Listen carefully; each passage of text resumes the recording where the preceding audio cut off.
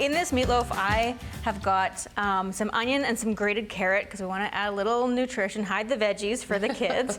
And we've got some instant oats here. So these are going to go straight in our mixing bowl. And of course, locally produced Manitoba oats, always so happy to feature these local ingredients with these recipes that we make here on Great Tastes. Yeah, and we've got some garlic powder, an egg. Countryside Farm Vita eggs. A little Worcestershire Okay. in there.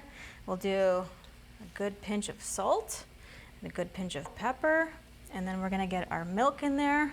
There we go. And Just then put these aside. And then we're gonna close this down. so we mix that up first. That's right. So you want to let this mix a little bit. Those oats are going to take a little bit to hydrate, and you want to get them, instead of using a breadcrumb, which most people might use, but this, it gives us a chance to use the oats. Absolutely. Yeah. And it makes it Great idea. gluten-friendly. If you're using Even gluten-free better. oats, for sure. Yeah. So you would let this mix for probably a good 2 or 3 minutes to let it fully hydrate. But in this case, we're just gonna put our beef right in. Right on in? Yeah. Okay. And so with this recipe, are you using, again, like extra lean? So we're using a lean ground beef here. Okay. Because, hold on, we're just gonna get this in It's here. like you're performing beef gymnastics. That's right. It'll just mix a little nicer with the beef going in last. We're gonna get that nice. And then once that's fully mixed, you'll put that in a tin. You can freeform it however you want. It'll be nice and combined. Yeah, I kind of love the carrots in there. Yeah, they go nice. Then from there, we're gonna work on our mushroom velouté. Velouté. And so this is like, don't be worried. I was like, oh, something super fancy. And it's wonderful and cool, but it's not anything we can't manage. No, that's right. It's basically a fancy gravy. So we've got our mushrooms going here. We started off, you wouldn't believe it, but we started off with 4 cups of mushrooms They in cook here. down. So they cook down quite a bit. Yeah. And we're gonna add our shallots. Okay.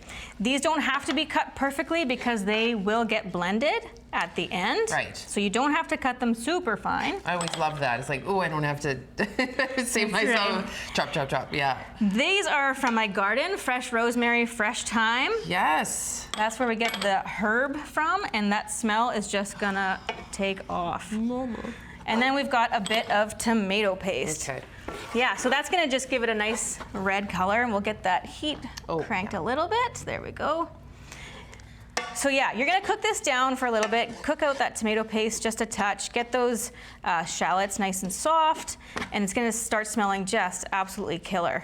So once that is cooked down, you're gonna make your roux.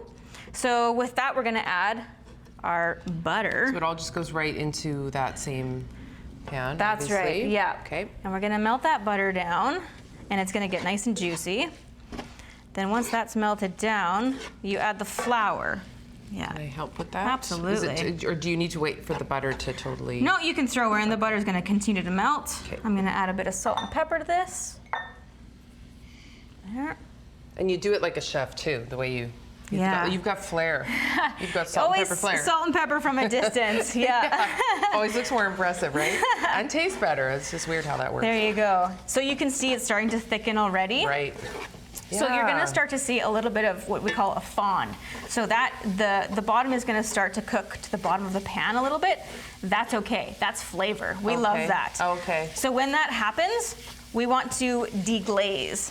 So you can use stock. We've got white wine here for this. Absolutely. Okay. You can hear a little sizzle. Yay. And then that smell is just next level. She's not wrong. She's not lying. Yeah, you can see the beautiful color from the tomato paste. Yeah. Yeah.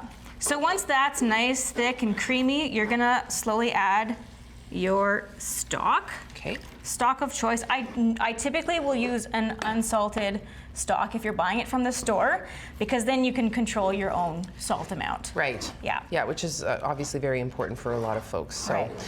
so this is gonna, about how long do we cook that up? So you're gonna cook this until it's nice and creamy and it's nice and thick. Okay. You can see it's a little bit juicy right now. It'll cook down, it'll thicken, and then you will put it in a blender. And then you'll blitz it, and then you'll strain it through a sieve. Okay. And then when you strain it, you'll get this beautiful sauce here. There it is. Okay, and then I'm gonna bring out our meatloaf as well. And then I guess it's pretty simple. You just drench glaze that meatloaf. Pour it all over your plate. In the velouté. That's right. Oh my gosh, Anna, incredible. Thank you so much.